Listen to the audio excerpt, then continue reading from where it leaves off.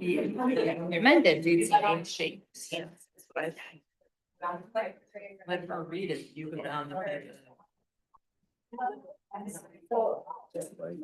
And then you present it. You should be down there. All right. You see. I'll go down there and shake the roll. I think it's a good idea. Move along the row. I think it's good. It'll be. Are they in order? Are they in order? No. No. Am I ready? Yes. Oh, no, sure. You were ready. Ready, Mayor. I call for the City of Petoskey City Council for August 18th, 2025. I ask that you all rise with me for the Pledge of Allegiance to the flag of the United States of America. I pledge allegiance. To the United States of America, and to the republic for which it stands, one nation, under God, indivisible, with liberty and justice for all. City Clerk Beck, would you please call roll? Moore, Present. Shields. Present. Knocktrab, Here. Walker. Present. Present, we have a quorum. Now, this is a proclamation. I'm going to have Sarah, our Executive Secretary, read the proclamation. I'll come up and I'll shake your hands as when we get to reading off your names. How's that sound? We're very proud of you guys. Forgive me if I mispronounce any of your names. That's why I passed out. Whatever you're ready. Yeah. You ready? So if you want to come up, once you get up here, just stand that way up here. And we'll go from there about that. Whereas Northern Michigan Football Club, NMFC, has been developing elite soccer players over the last few years, many of whom are destined for continued success through high school and college. The goal for the U13 Northern Michigan Football Club girls team has always had a direct focus on earning a state cup title. And whereas in a wonderful story of David versus Goliath, this spring, this team of young athletes became the first ever team from Northern Michigan to play in a state cup final. They did themselves and the town proud while excelling with a 13-1 goal differential through bracket play on their way to the final, beating experienced teams from Detroit, Traverse City, and Grand Rapids. They eventually fell in that championship match to Waterford, Detroit area Warriors squad in a 1-0 match. And this year they are aiming to go one step further and lift the trophy. And whereas with athletes from Petoskey, Harbor Springs, Grayling, and Gaylord, and coached by Petoskey graduate Alyssa Harold, the team includes Abby Zielinski, Anna Kosak, Beatrice Chris, Braylon Zulski, Breland Muse-Mead, Dawson Payton, Etta Mikulski, Genevieve Olson, Giovanna Morel, Grace Nowak, Isla Marsh Carafino, Izzy Robinson, Lena Kasabowski, Lillian Nemick, Nora I'm sorry. Radosi.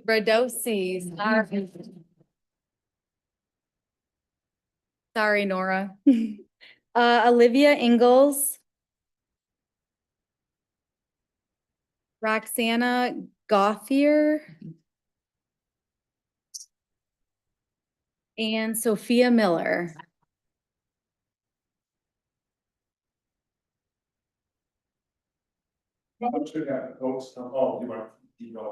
Whatever you want. Go. Many of the players have been selected from Michigan's Olympic Development Program for elite young athletes. And whereas we are proud to share that both Coach Alyssa and Coach Jeff from NMFC have officially earned their U.S. Soccer National B license, one of the top coaching certifications in the country. This achievement reflects countless hours of dedication, study, and a deep commitment to developing players from this community at the highest level.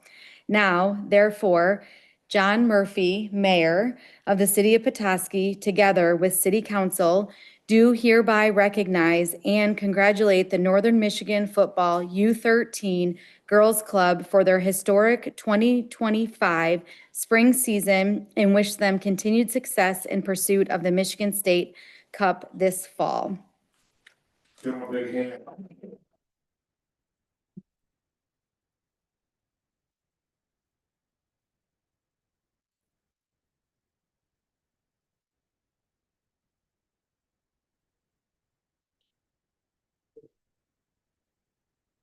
Day two.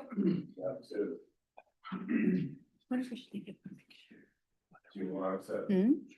You want to? Did we get mayor in the middle? See lots. Where do you want to? Do some girls want to get? Right. Photo bomb.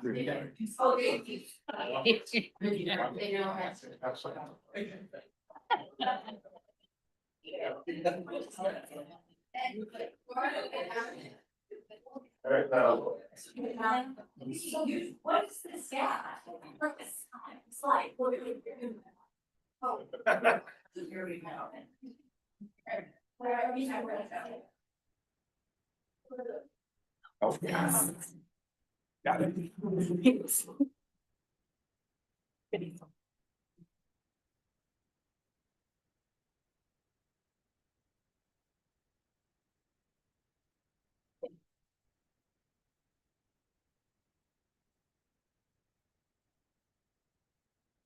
Hold up, hold.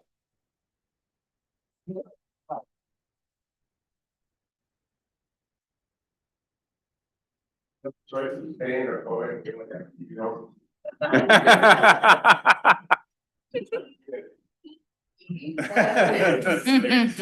Congratulations. Thank you, Mayor.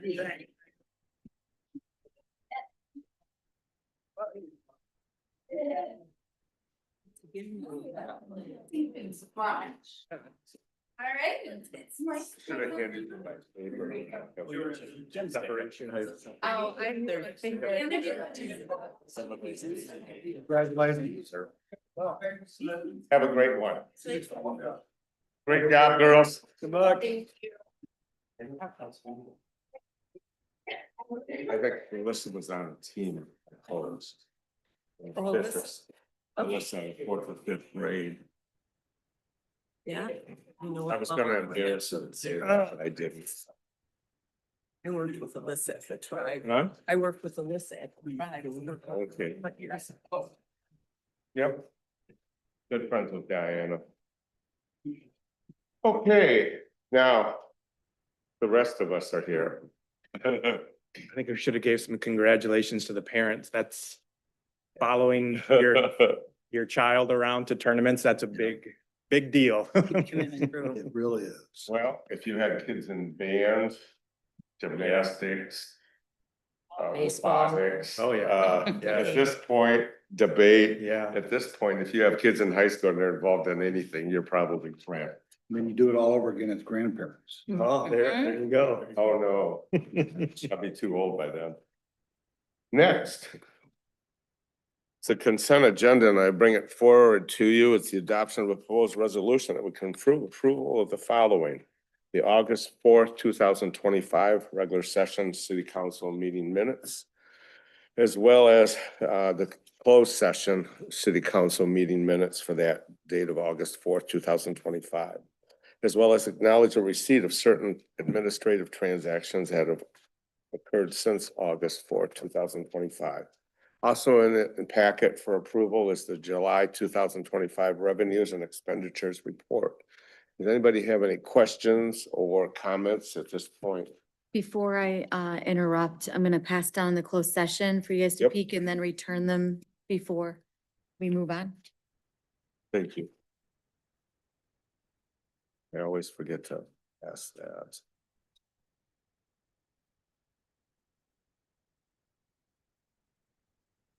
Mr. Moore, I just had one proposed addition to the minutes, what page are we talking about? page 10. Under first reading of proposed ordinance amending chapter 7 building and building regulations to regulate vacant buildings. Mhm. So in that, not the initial paragraph, but the second paragraph, one of the things that we discussed that's not included here was that the exemption would be revoked under certain circumstances. For example, if there was a code violation, et cetera. And since we went ahead and did include that or proposed to include that in the ordinance, I think mention should be made there, that was discussed. So you okay with that? Sure. Yeah. How would you like it to read then? I need you to specifically give us specifics for our clerk to write it down. Be something to the extent of discussions were undertaken or ensued regarding the exemption being revoked under certain discussed circumstances. Something to that effect. I trust Sarah. Well, we'll let her type it in and then read it back to you, see if they're okay with that. So where exactly, just the second paragraph at the very end, just add a semicolon? Wherever- and Yeah, wherever you're talking about the discussion, it's fine wherever you'd like to add it in. Well, you brought it up, so where are we looking at it?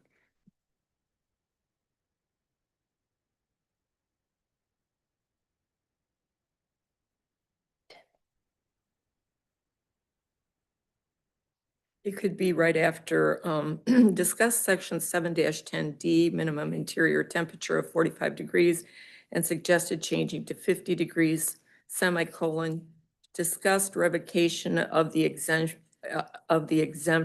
under certain discussed circumstances. Discuss revocation of exemptions Under certain. Under certain under circumstances. certain circumstances. Thank you. Council, you're okay with that, seeing that change? Anything else that anybody wishes to ask or add or delete, or Ms. Walker? Mayor, I did have a couple of questions about the July 2025 revenue and expenditure report. Give us the page and we'll flip. Okay. First of all, just a general reminder for myself and others listening in on this meeting. Our fiscal year ends at September the 30th, or we're on a full calendar year? Calendar. Thank you. Okay, so this goes, even though the reflected report as of the end of July 2025, we have until December 31st, 2025 to expend our budget and meet the budgetary process. Right. So that was my first question. And then my second question is in regards to one of the funds. So let me get to the first one. So for, you can start with, excuse me, general fund. So that would be on page 1 of the general fund budget, as well as the downtown parking fund. So those were the only 2 questions I had. The first No, one. Wait, sorry. let them get to it Okay. first. Y'all set? Page 25. 25, Oh. right above page 1. Oh, I'm sorry, correct, page 25. Each of these are numbered page 1 and 2, but this one is actually 25. page 25. Go by the bottom. Thank you. Okay. page. 25. Okay, So in general, when we're looking at like these budgetary items, we have like 2025 actual expended, and we're already like halfway through the year. So there's certain things that come in as revenue during like the fall or the winter, and then there's certain expenses that happen early on in the spring. But in general, shouldn't we be looking at it like half of the budget should be expended or the revenue should be coming in by a certain timeline or time frame? I don't think so. but not necessarily. Okay. I don't see any way that that's possible, with grants coming in, state pushing revenue sharing back, or if we not selecting to release it. Grants is another big one, not knowing when the grants are coming through. Okay. Yeah, 50, right? If you just use just math, 7 out of 12 months, that's 58% of the budget.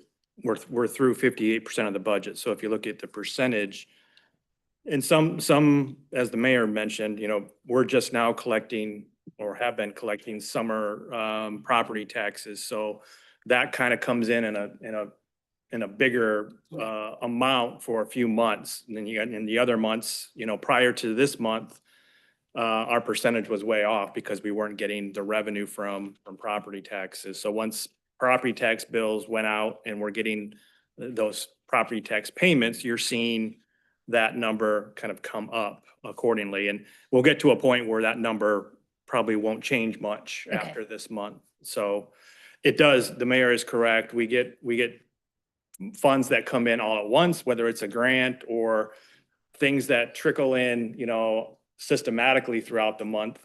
Throughout the months, we also see those things where we're paying bills or monitoring the budget on an annual basis. So things like payroll, for instance, we should be pretty close from an expense standpoint as we're tracking things. So those expenses percentage wise should be tracking pretty closely. And because those are things we can pretty much forecast out. We know what those expenses are, but other things that are kind of one-offs, if we bought a big piece of equipment, like we did, we just bought a plow truck, over $150,000. That's one big expense, one monthly, out of 1 month. But as you kind of forecast out for the year, it kind of all settles out.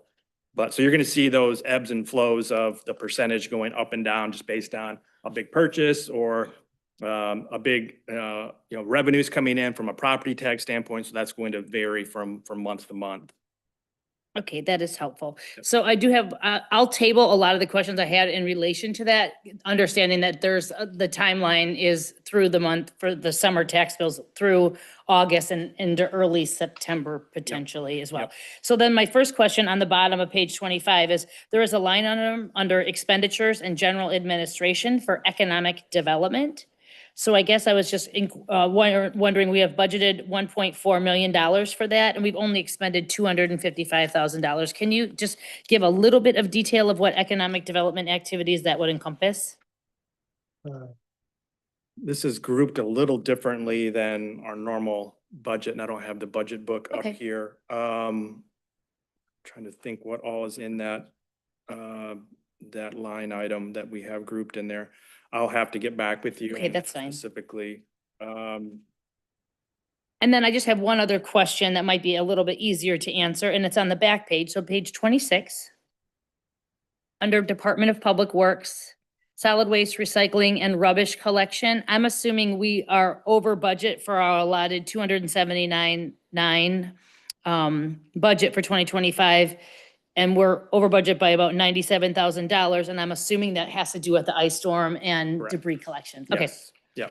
that's answered my question. And then now just one brief question on the downtown parking fund, page 35.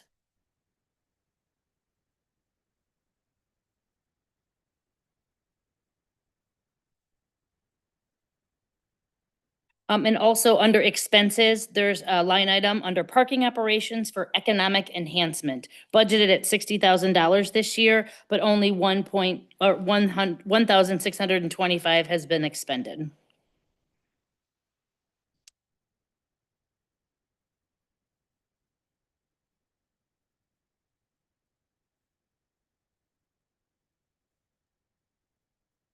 Not triggering a reason for that, but I'll get with Amy and get back with you.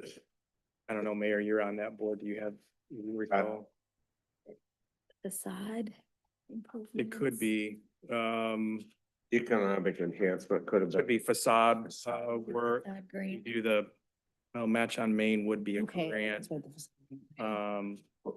Let's do it this way. And I don't think We're they've guessing done it. right now. Yeah. So Mhm. Shane will send to us, city Perfect. council, Yep.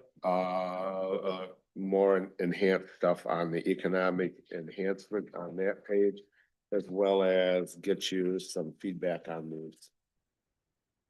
Thank you.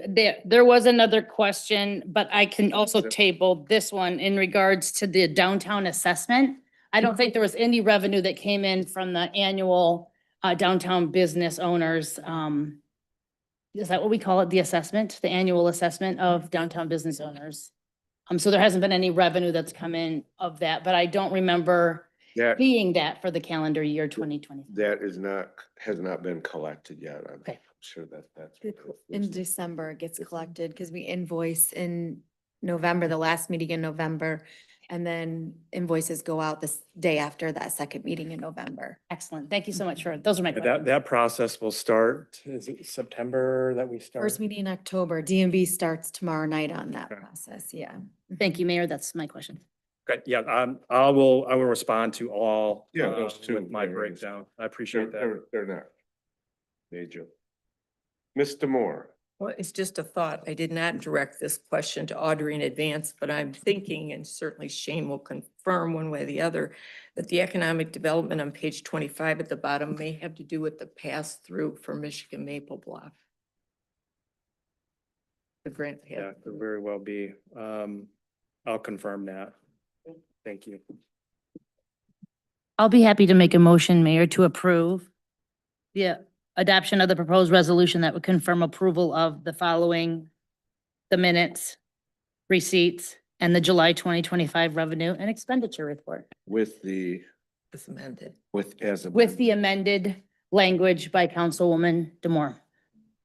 Support. I have a motion from Ms. Walker and a second from Ms. Demore. Any other discussion, council? I go to Ms. Beck for roll. Walker, Aye. Moore, Aye. Shields, Yes. Rob, Aye. Murphy. Yes. Passes. Consent agenda with the amendment, Please 5-0. pass your closed session minutes back, please. While we do that, this is your opportunity for public comment. If there's something on the agenda that is not on the agenda that you would like to discuss with council or point out, you have an opportunity to come up, use your full name, full address, and then address council and not the audience. Is there anybody wish to speak to council at this point? Online, we have none. So we will move forward with city manager's update, and I turn that over to city manager Horn. Thank you, Mayor. Just a few meetings this week that I wanted to bring to everyone's attention. Tomorrow night, we have the normal Downtown Management Board meeting. That this would also be a Downtown Development Association meeting as well. So combined, this would be again tomorrow at 6 o'clock. It will be in this room versus the community room. We have another event in the community room that I'll talk about here in a second. Planning Commission meets Wednesday this week. It's August 20th at 6 o'clock. That will be in the community room. Youth Advisory Council is back. They meet this Thursday, August 21st at 5 o'clock. They'll be doing a trolley tour of the parks with our Parks Director. Again, just as an ongoing reminder, we have a special work session discussing the unhoused population with a number of service providers. This would be on Tuesday, September 9 at 6 o'clock. And then we have kind of a save the date for October 27th. This is a Monday night, October 27th. And I've asked to push that start time up just a half an hour because it will be a 3-hour session of training session. Just some ongoing updates on Howard Street. This is our big reconstruct project this year. So Howard Street, this is the section from Grove to Fulton. You probably have noticed the base layer of asphalt has been laid. The final landscaping and street trees have been planted.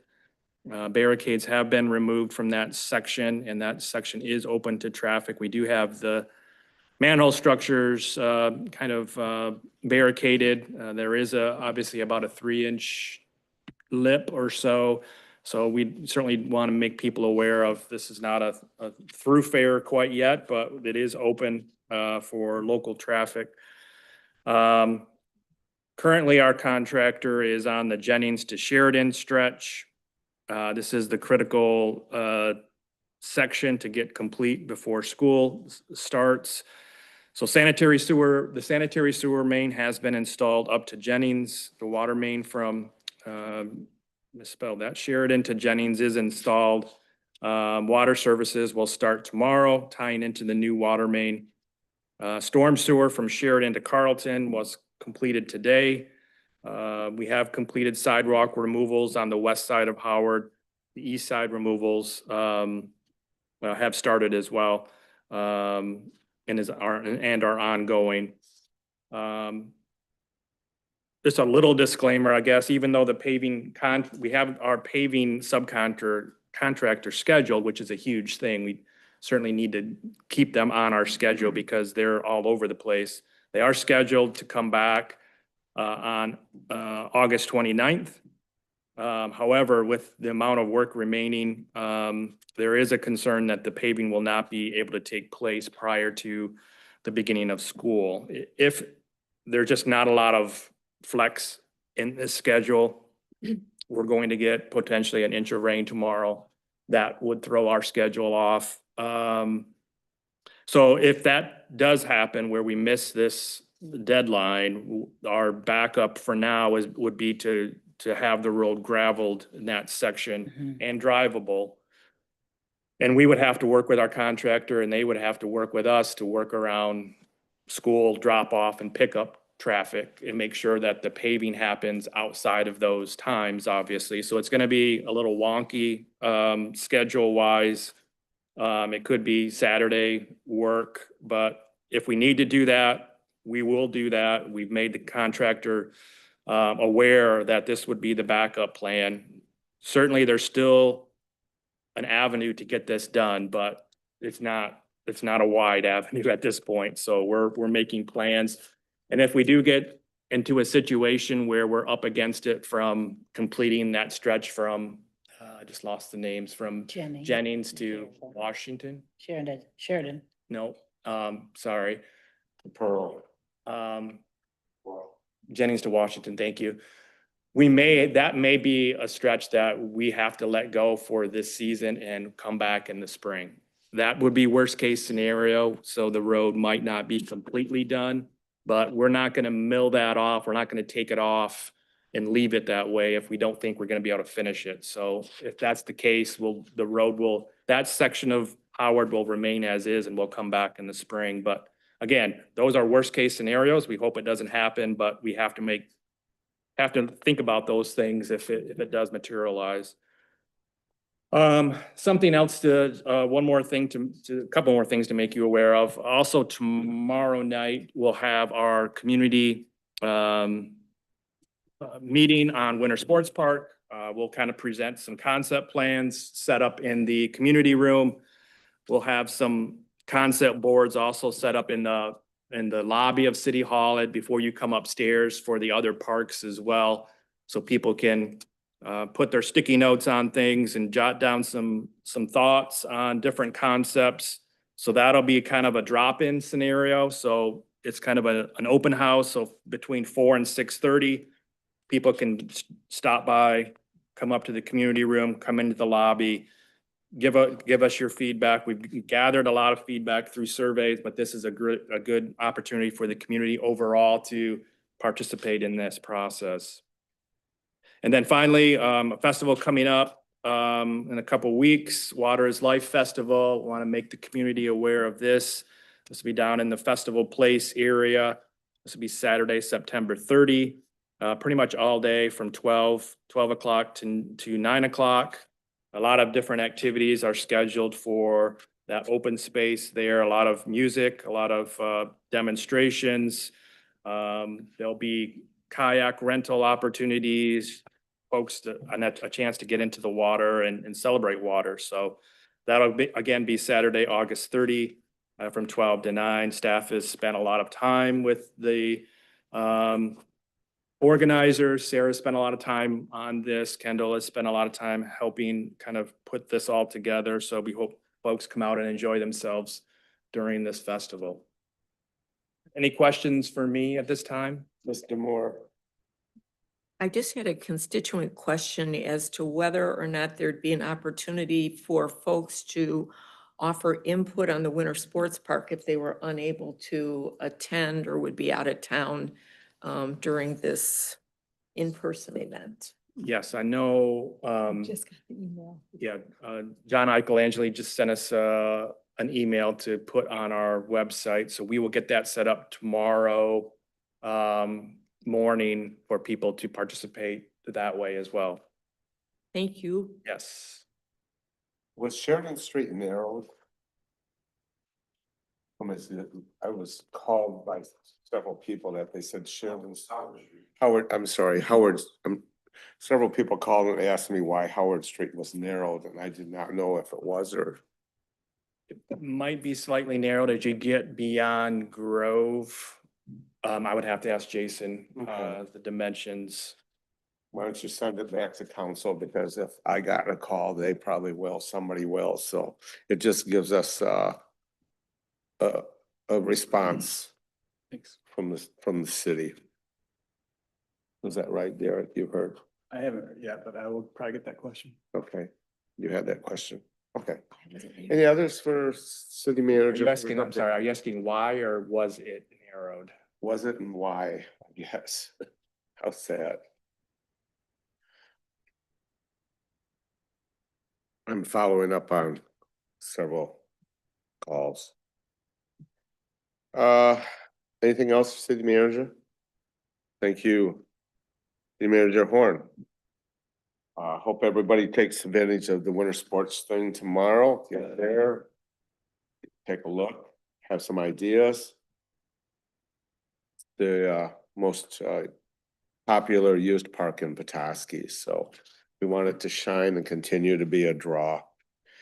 Next is old business, second read and possible adoption of a proposed ordinance amending chapter 7, which is building and building regulations to regulate vacant buildings. I'll turn it over to City Manager Horn for information. Yeah, thank you, Mayor. So this continues our ongoing conversation. This came out of I don't know the origin of this, maybe back to our action plan that we discussed.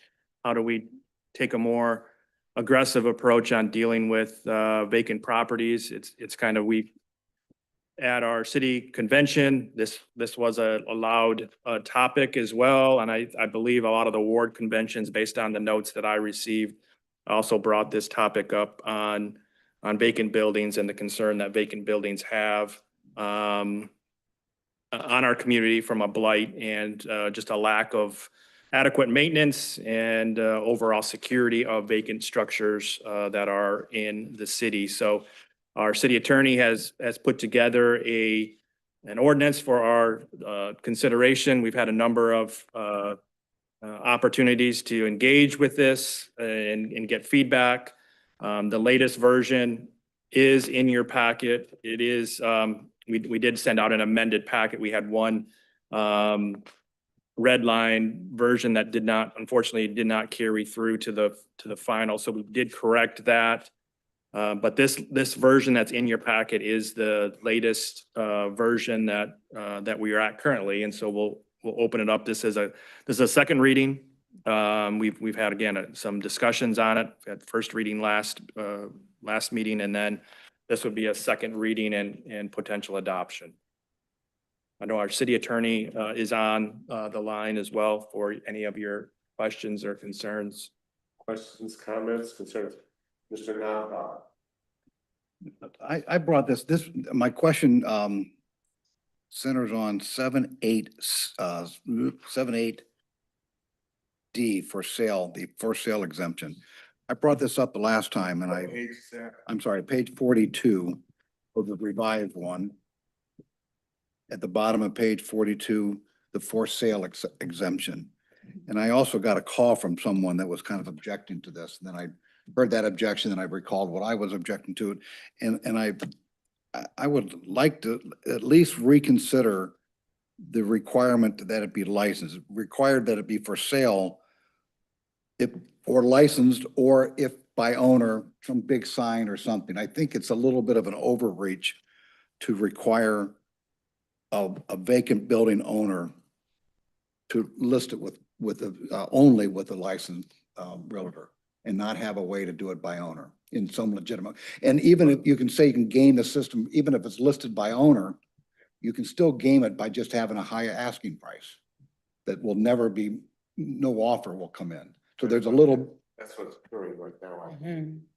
yeah, and so I just, and again, this started by someone who called me kind of objecting to it by why does it have to be listed with a licensed broker who's going to get paid a commission on probably a low value home or a low value building doesn't seem to make sense. That you couldn't list it by owner as well. And what, council, do you have any ideas of how we can ensure that that's going to happen? Otherwise, if most of it, you know, if that's the situation, you could put a for sale sign up and you're good to continue just what you're doing now, and all of this vacant building, except if it's falling down, basically, we have no recourse. You can do the same thing with a licensed broker. You can have a for sale sign by, Harvard Sotheby's and have the same thing signed there be forever, and it really not a good faith effort to get it for sale. Mr. Moore, what do you have? Well, I would just think that the gaming the system would be much less likely listing it with a licensed broker. So I think if you go to a licensed broker and want to way inflate the price of a property, I think they'd be less inclined to take that on as opposed to, did you want to speak to that, Mr. Nagdal?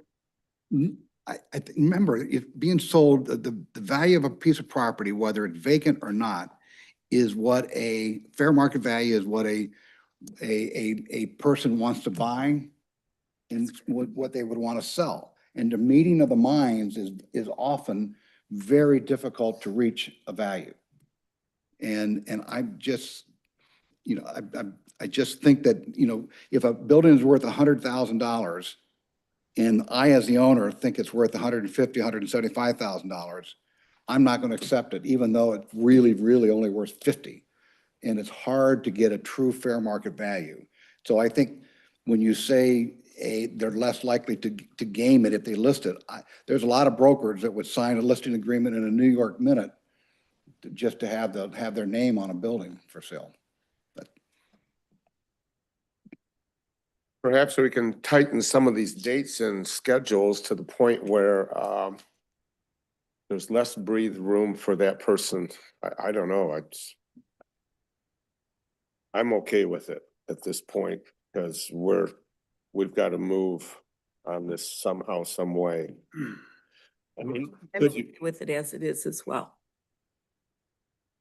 I certainly want to be careful not to step in the policy lane, but one thing that could be considered, because I think you have to pay to do this, but if you wanted to be for sale by owner, maybe you say you can do that, but you have to be listed in MLS. And I think you have to pay to do that. So maybe that would be a compromise. It can change. That is really a good idea. And it's also a very nominal cost to list it in the MLS by owner. That's actually a good point. Then it's at least listed in the same way that a licensed broker would be listed. It also ought to be evidenced by a visible sign that the building is for sale with a contact number on it. That to me is another, that ought to be very visible on the building as well.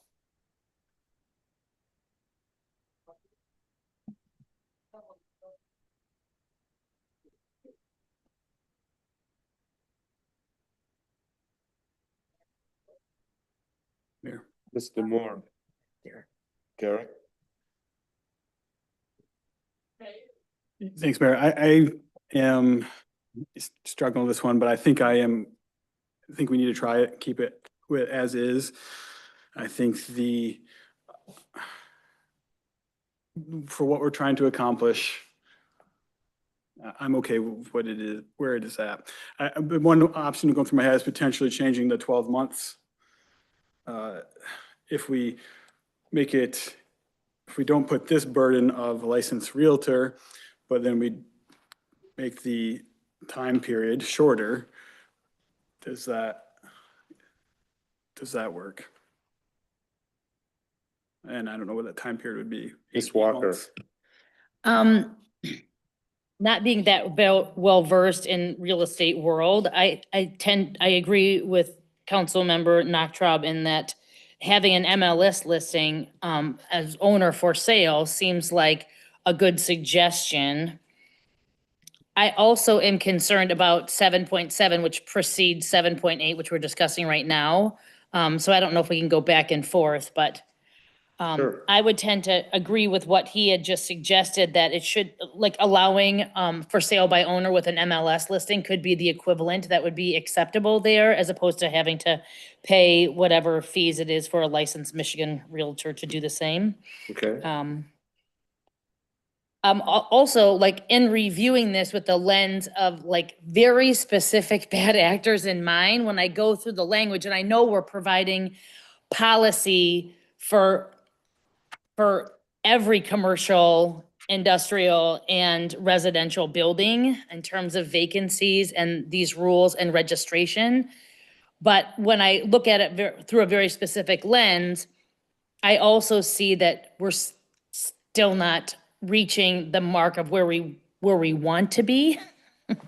So there's already like loopholes in this language. And I don't know how Yeah, to, I would just say this likely is not going to be 100% as much as we want it to be, and I know you all are working toward that. This is something that can be amended as if there's unintended consequences, or if there's something that's just not working well, we can come back and look at this whenever council wants to do that. Hopefully we'll give it some time to run through a cycle or whatever, but I think there's a lot to learn, just letting it play out and see how it does. Is it actually doing what we would hope it was going to do? Are there things we need to tighten up? Or there's things that are too restrictive and have become overburdensome? And I think that's something that we can evaluate, on an ongoing basis. Is it worthwhile asking the city attorney to weigh in on this? Yeah, I mean, this, to kind of echo City Manager Horn's comment, is a policy decision on which way you want to go with that.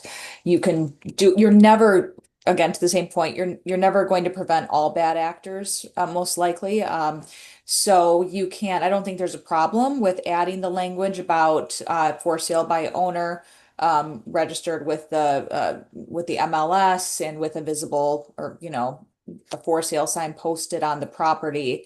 Again, this just they still have to notify the city of that fact that it's listed for sale. Obviously, it exempts them from some of the inspection requirements of the registration. So I don't think there's a legal best way to do it. Certainly it sets the bar a little higher if you require a licensed realtor. And I think you have a rational basis for doing that, which is the standard we would look at for treating properties differently, right? Those with a licensed realtor and those without. And the difference is ensuring that it's a bona fide house, there's a bona fide listing.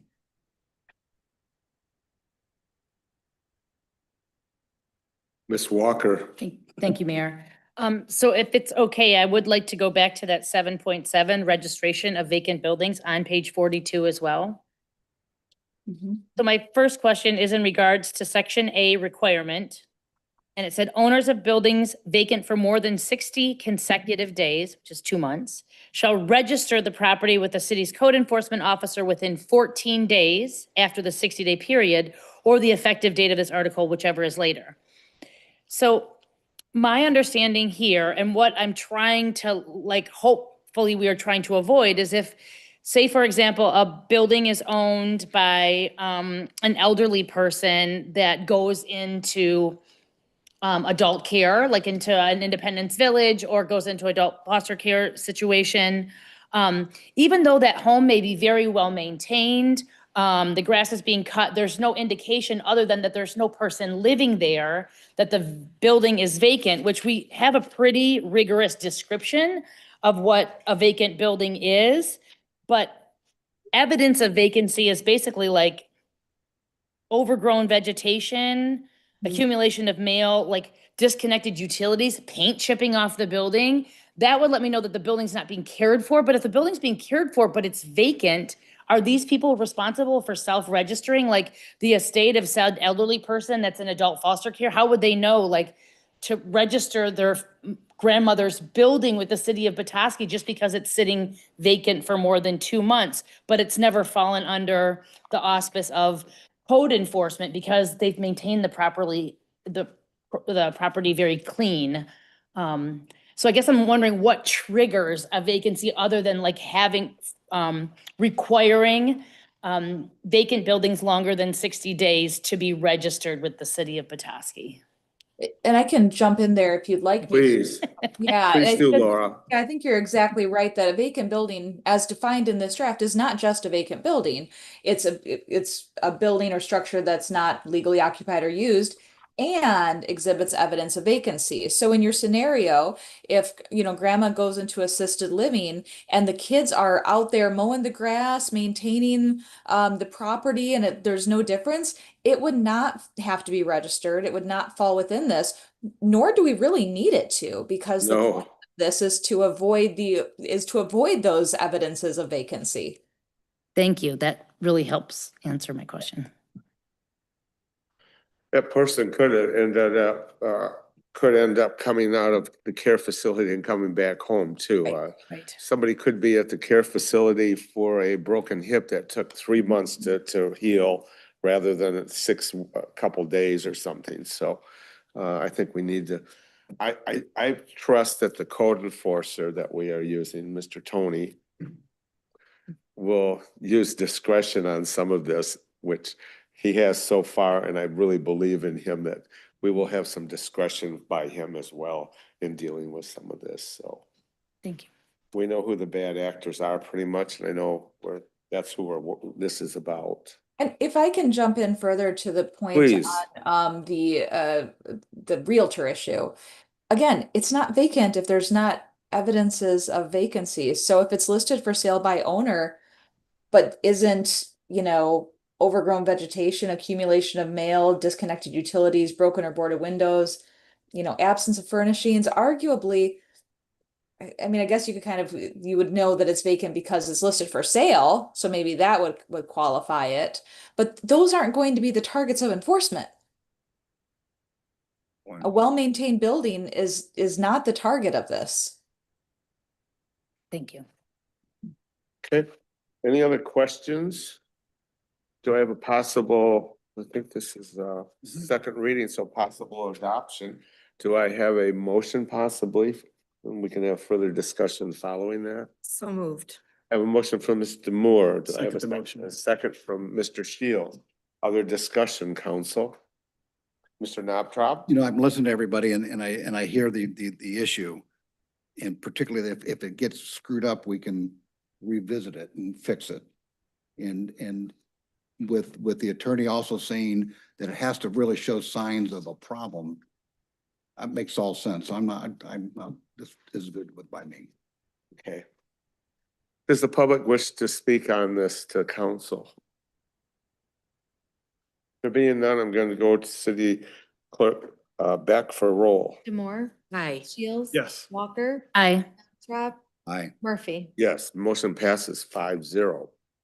Now we're going to have the first reading. There'll be no motion on this, but the first reading of proposed ordinance of a dangerous buildings ordinance, which I find well written.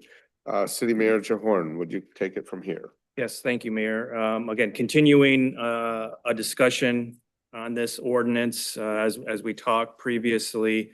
This is essentially another tool in our code enforcement toolbox. I think, we need any and all opportunities to address blight, to address vacancy, to address risks to public safety, health and welfare.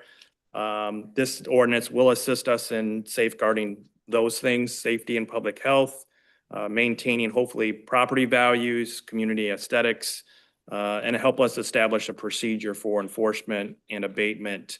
So as the city attorney mentioned at our last meeting, This is really crafted around the housing law of Michigan, which goes back a number of years now. So a lot of the substance to this ordinance comes from that housing law.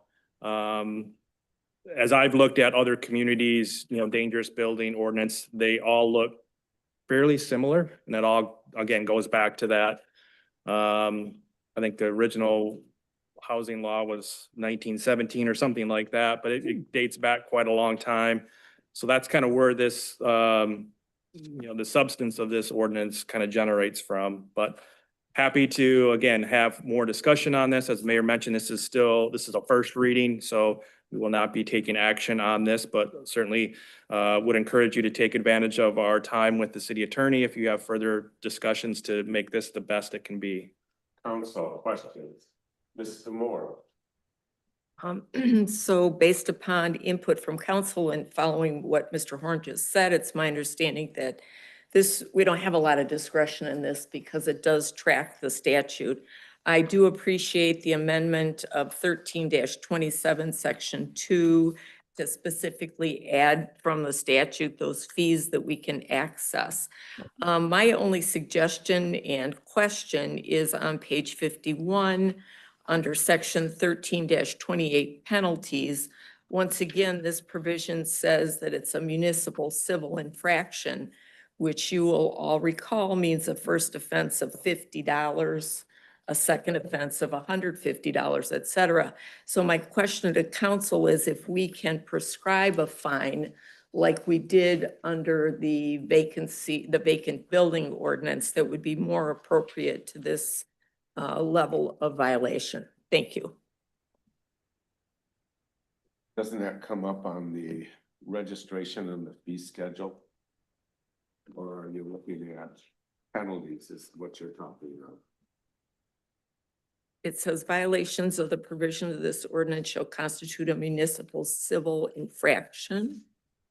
And the municipal civil infraction schedule that we adopted says that a first offense is $50, second offense $150, third offense $300, and fourth offense $500. So what I'm suggesting is if it's allowable that we prescribe an amount above that ordinary schedule. That was my question and my suggestion at the same time. Couldn't agree more, especially when vacant building registration and inspection is being looked at for commercial at $250. I think more to feed would be better. So Laura, you have a comment? Yeah, I think that's fine to do. If you want to set, as you have for others, a specific fine amount for for violations of this ordinance. Oh, Mr. Knobtop. Just a clarification question. Is this a infraction for 30 days or daily, or what's the trigger on this one? Generally, every day is going to be a Every violation. day is a new event, a new file. So under the civil infraction, the first day would be $50. Second day would be $150, and then it would keep going day by day by day. So what? Is there a maximum? 500. 500? And as I'm looking at this, I might want to suggest that we add a line making clear, which is already the case, that the city also obviously has the right to pursue other equitable remedies such as a circuit court action. Meaning if we are dealing with a truly dangerous building, likely the best course of action is not just fines. And if you recall, under the vacant building ordinance, under penalties, we changed it to a civil fine of $500. Violation of this article is a municipal civil infraction. Violators shall be subject to a civil fine of $500. Each act of violation and each day upon which such violation occurs shall constitute a separate offense. So that's what we did there.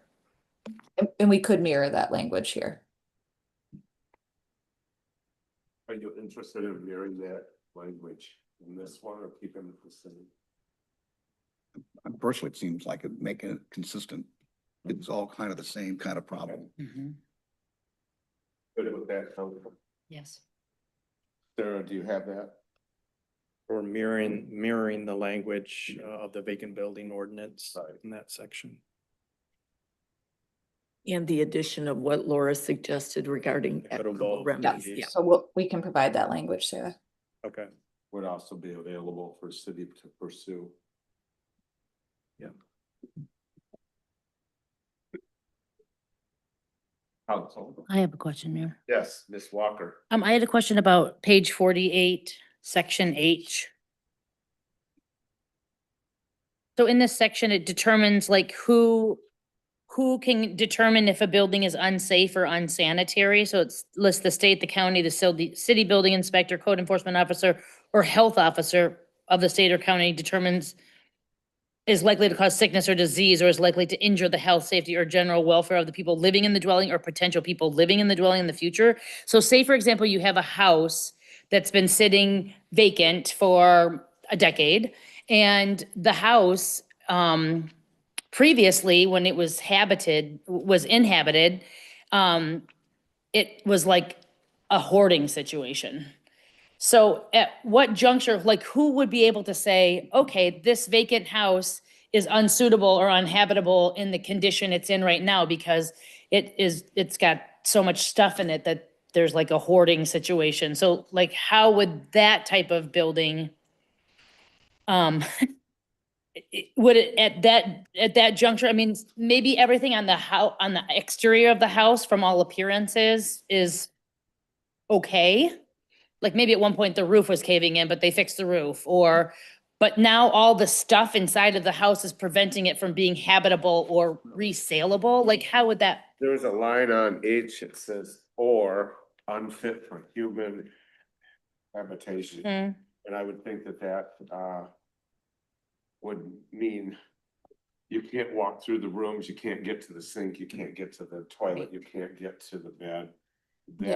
That unfit for human habitation would be that line, I believe. Am I right, Laura? Yeah, is the question though, how would we know that it's a hoarder house on the inside? So yes, the question is, how would we know? Because from you have to get access inside of that house in order to be able to determine that level of Yes. unsanitary or unfit. So So yes. it's gonna come up a couple ways. I mean, realistically, right, the city is not going out to get warrants randomly to check people's housekeeping. Of course, I don't mean to make light of it, but often those kinds of complaints and determinations might come about through other investigations like Child Protective Service investigations or animal issues where you have another agency that's in the home for another reason and they make a referral. And then if there's a basis, and I did have this come up in another community where based on officers from another agency, I think it was animal control being in a residence, were able to say to the municipality, you need to look at this. The interior is like caving in, it's unsafe. People can't get in and out if there's a fire. And then the municipality, either based just on that information, if they have photographs from another agency, you could proceed under this, or you could get an administrative search warrant to go in and do an inspection of your own. Can I ask another follow-up question to that one, Mayor, if I may? So could that also include like anonymous email tip for an international property maintenance code violation? Yeah, I mean, I wouldn't go, you're probably not going to be able, anonymous tip, depending on how detailed and substantiated it is, right? If you've got photos, you've got some evidence. If you get, and this will all be case by case basis, right? That the city staff and code enforcement will need to look at. If it's just an anonymous email, Jane Smith is a hoarder, it's questionable how far we can really go with just that information. If it's, here's photos of the real international property maintenance code violations, there's evidence of it, this is the situation. The ambulance was called and the EMTs couldn't get into the house because the entire front door is blocked off. The more details and information we have, the better assessment that we can make on the enforcement options. And Mayor, would you say that our code enforcement person might be able to answer that specific question? Like what would allow our code enforcement officer to access the inside of a home that's been vacant for a long time that could potentially have hoarding inside of it? And is that something that our code enforcement officer, just based on an international property maintenance code call or violation, could access a property, a private property. You can't go in without a warrant, without Right, we need, permission or a we need warrant. that administrative search warrant that Laura would help us with. Okay. So is that like a loophole or a gap that can't be filled through a dangerous building? I don't think so. Isn't it? Unfit for human habitation is right here in this one under H. It allows us to start pursuing unhealthy living situation. Okay. I think that answered my question. Thank you. Okay. Anything else before we move it along for 2 weeks from now? Okay, Thank you. very good. Does anybody in the public wish to speak to us on this one? I feel it's important to allow people to speak if there's somebody that wishes to speak on this. Okay. Next is new business adoption of proposed resolution approving vacant building registration and inspection fees. And then going to City Manager Horn. Thank you, Mayor. So this, based on the ordinance that was just adopted, the fees would be set by resolution. Obviously, we typically tend to set fees by resolution. It's easier to make changes. It's easier to get your feedback and input on an annual basis, and we can move these up or down based on council's feedback. As staff, we've gone through, essentially looking back on section 7.9 of the ordinance, there's essentially three fees that would be established: a registration fee, an inspection fee, and then a late fee for not following up accordingly. We've done some due diligence with other communities in the state. We think we landed in an area that is reasonable. But certainly this is, and I respect that wholly. This is really city council's decision on where you want to set these fees. But we just thought we'd put a placeholder in here to kind of start discussion. So residential, we thought it was important to separate residential and commercial. Residential, the way this is written, drafted now, it's $150, and that would include the first initial inspection.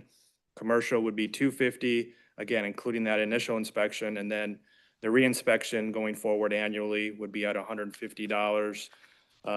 So you have time for our code enforcement, our fire folks to do the inspections. Sarah obviously would be gathering the forms, reviewing forms, and responding back accordingly. So we think that is sufficient to cover our time to facilitate this program. And it's based on what other communities are doing. It's pretty consistent. Some have gone higher, some go on a monthly. We were just reviewing one before we got up here, community just outside of where I grew up, Jackson, Michigan. They have a $75 a month.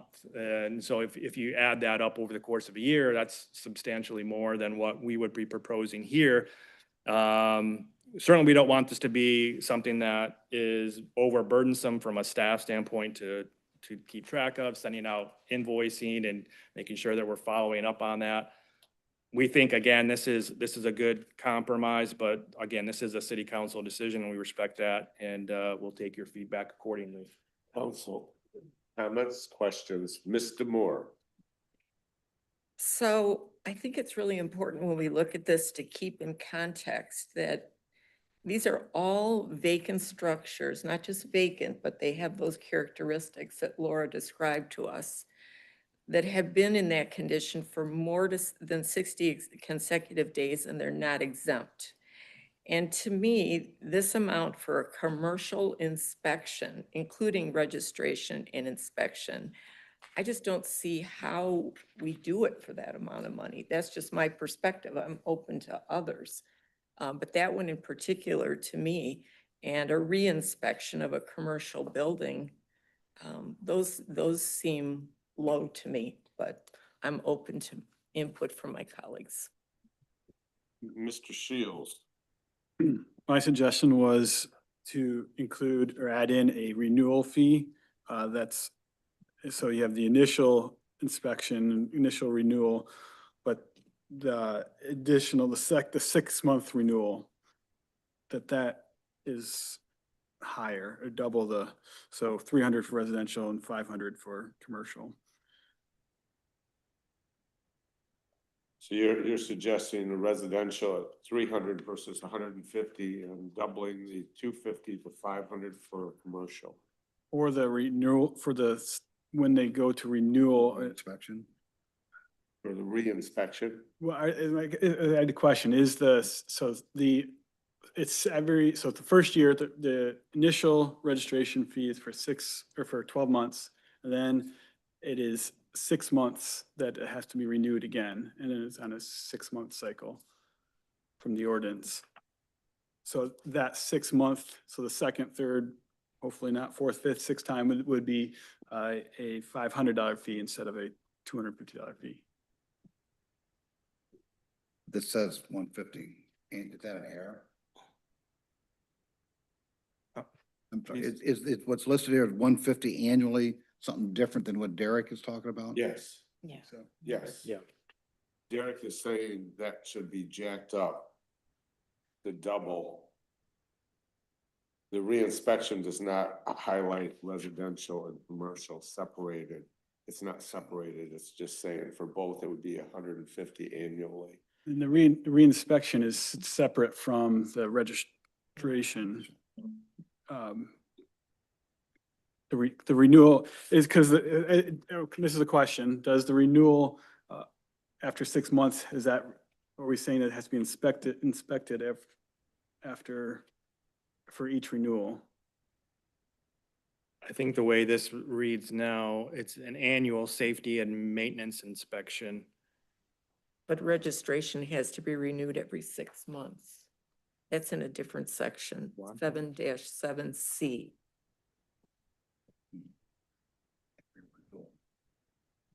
Page, oops, sorry, I don't have a page. 54.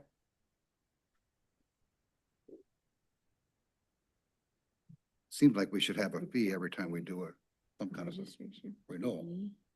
And personally, from a policy standpoint, you want to make it harder. If they haven't got it fixed in 6 months or a year, it seems to me that we ought to escalate the penalty to get some motivation by it. Correct. Is all this lienable? If they don't pay, it's completely lienable on their against their property, just like everything else? Mm-hmm. So Derek, okay, so start at the top. Let's walk through this.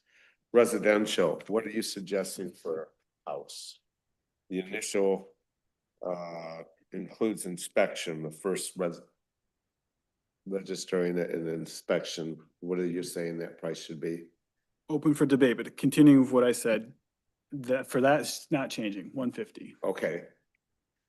And for the commercial? Commercial, not changing, 250. Okay, And then- now, Then I'm adding in another one in between commercial and reinspection. right, That would be renewal okay, This, registration.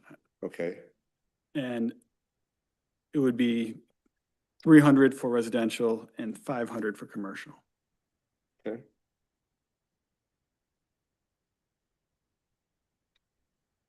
And Mr. Mayor, Yes, just Mr. Knobloch. so the idea that is not related to time at all.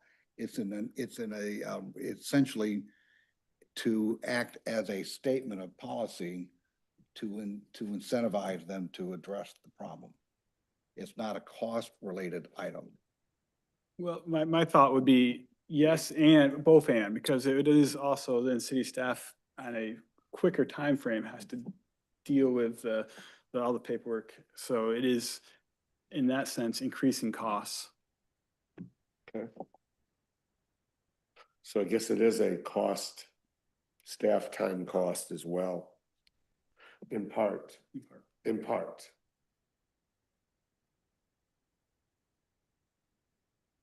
I'm fine with that. I am too.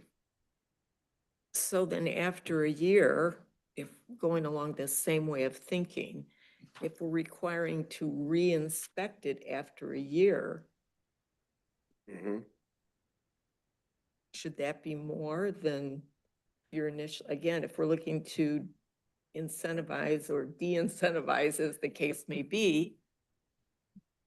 Let's put it instead of 150 for the first year. If you come back that year, then it's what, 300 or 500?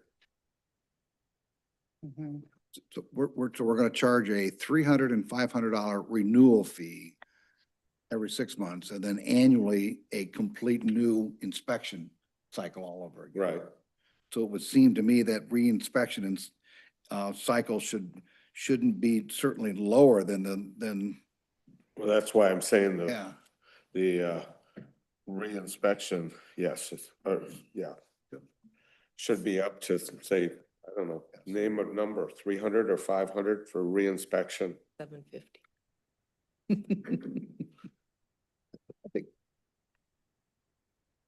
I think there's a point of trying to go crazy on this. I think so, and that's why, I mean, So what- I'd be in favor of just saying, just do it what Derek said, the renewal, then you'll get hit with a second renewal fee of the 300 and 500. You should have another re-inspection fee of the 300 and 500 also. there you go. Makes it somewhat consistent. Okay. You good with that? Ms. Walker, Yes. Mr. Moore? Yes. Can you say that again? Yeah. Well, Right we'll walk now. through this, here we go. Well, to be consistent, do you want to just do the first one, that's all the same, 300 and 500? No. No, the first year is more of a, the renew, at least where I was coming from on the renewal side of this was to make it, hey, get your attention by Mhm. delaying this. Yeah. It's gonna cost you more. Sure. So they want to go with 150 and 250 for residential and commercial, the initial inspection. And registration together. And the registration Yep. would be included in that. Yep. And we're adding Six. in renewable registration, residential's 300, commercial's 500. Mhm. So Inspection of 300 and 500. you're saying re-inspection residential, there's a fee, and re-inspection for commercial, there's a separate fee. Mhm. Not how it was listed here. Right. And you want it the same, 3 and 5. 3 and 5.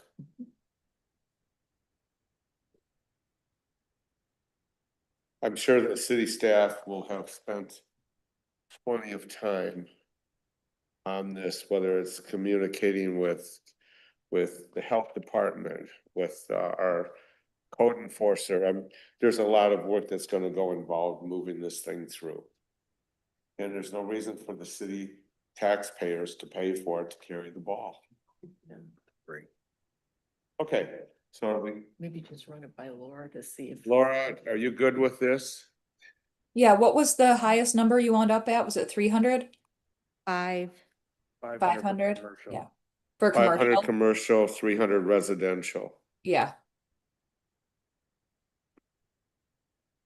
I don't have a problem with that. As you can see, this council wants teeth in our actions at this point to resolve some of these community issues that we get calls about all the time or comments at the grocery store. Right, and the important part is, not to make it a penalty, but more, and I think the council has articulated this very well too, to recoup the costs. I mean, the city is having to spend a lot of staff time and resources on these properties, and thus the fees are necessary to account for those costs. Are you good with that? City manager and Sarah, you guys got that? Okay. Now, so we will see this, this one actually, should we redo this one or can we adopt it as our changes? Are those minimal or are those? This standard? is, this is a resolution. so Yeah, you it's a can make- resolution. you can So you amend the can do it. resolution with those numbers in mind. Okay. Do I have a motion for that? Mr. Shields, Make a motion to adopt the resolution establishing registration and inspection fees with the adopted modifications as discussed tonight. I second the motion, I Mayor. have a motion from Mr. Shields, second from Ms. Walker. Council, do you have any other discussion? Public wish to weigh in on this? There being none, I go to City Clerk Beck for roll. Shields. Yes. Walker. Aye. Demore. Aye. Knocktron. Aye. Murphy. Yes, okay, so that passed 5-0. Here's the deal. Second, we're gonna go into closed session. But what I'd like to do, and we will be coming back for possible action from that closed session. I really feel that the closed session is within the 5 minutes. 5 to 10 minutes. We will be back here at this spot, okay? Mr. Mayor, Yes, if I may, before you make the closed session motion that's in your packet or that resolution, I need to propose a change and I apologize that I didn't catch it. But the pending litigation is not what we should be citing in that. We're going to go in just on the legal opinion and material exempt from disclosure.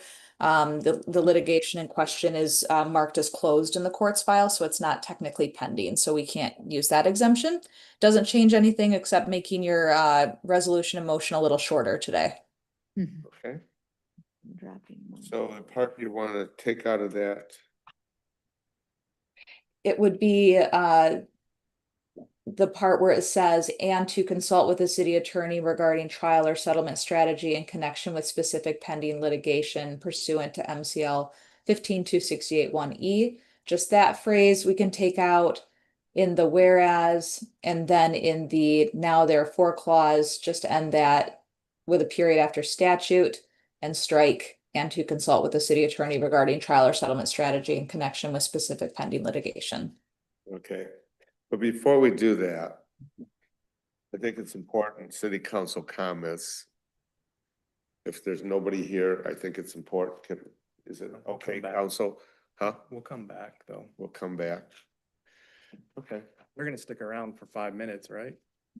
Yeah. You wanna leave? No, We have to go We back. we have to, yeah. She's over there in the wall That's on okay. that side. She's over. Omnipresent. So motion. Okay, so I need a motion to go to closed session. I move that we go into closed session pursuant to MCL 15.2681H, specifically identified as an attorney-client privilege written legal opinion, and that the resolution so reflect. Do I have a second? Second the motion. I have a motion from Ms. Demore, a second from Mr. Shields. Any other discussion, council? I go to Ms. Beck for roll. Demore. Aye. Shields. Aye. Walker. Aye. Knocktron. Aye. Murphy. Aye. We will return. I will see you on the other Zoom screen. Remember the wall here.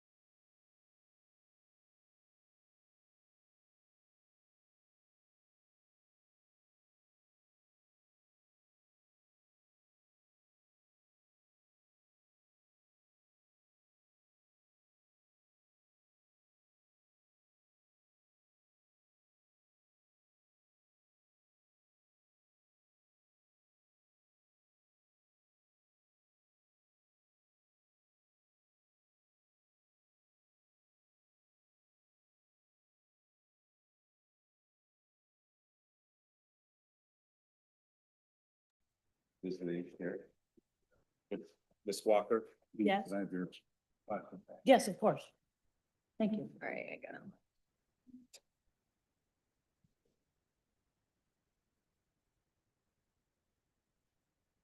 Okay.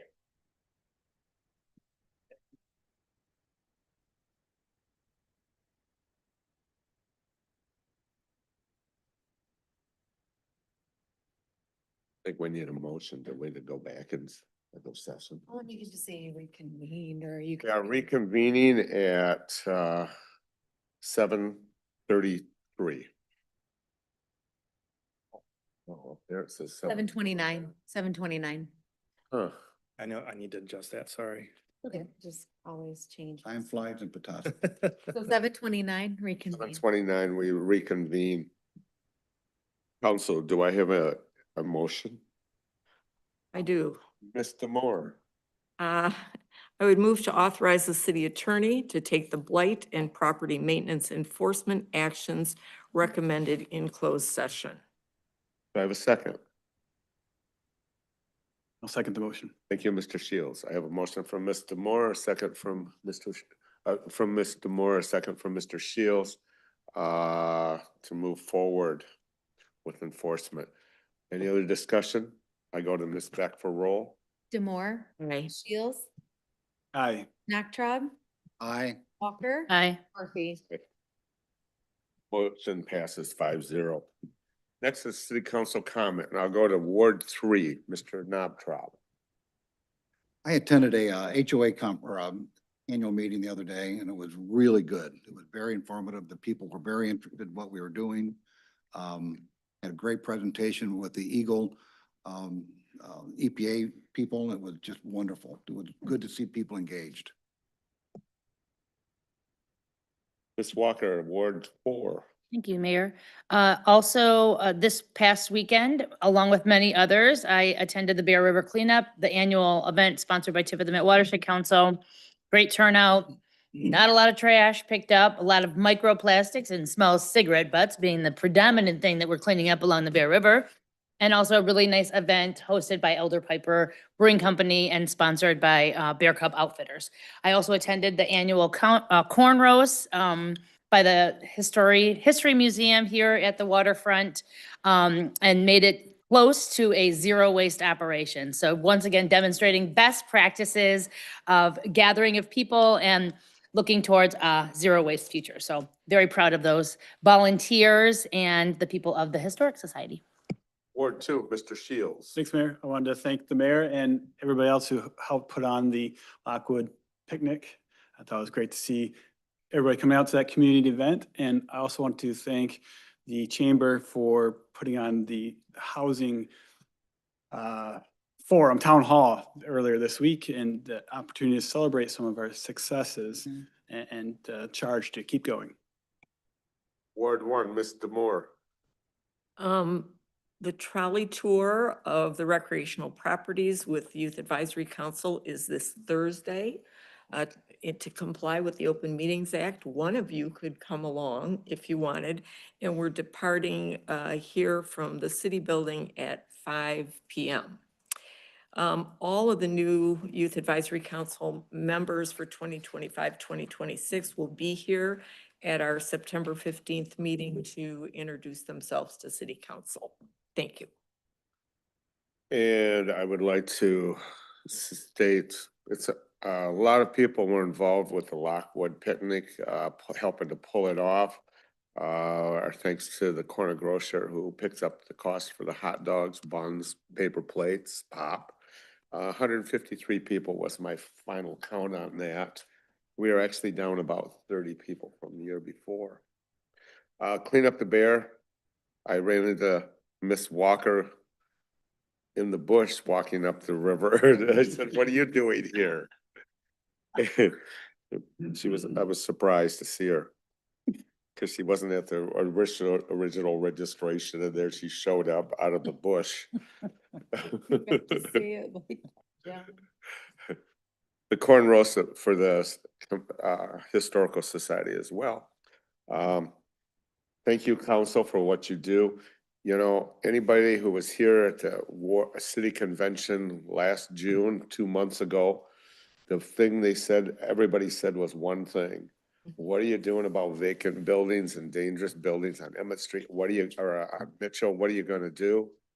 This council, along with our city attorney Laura, along with Shane, along with Sarah, and code enforcer Tony, we're taking a big bite out of this, and we're gonna make it so that next June, we're gonna tell people, look what the city did for you. So no further business come before this council.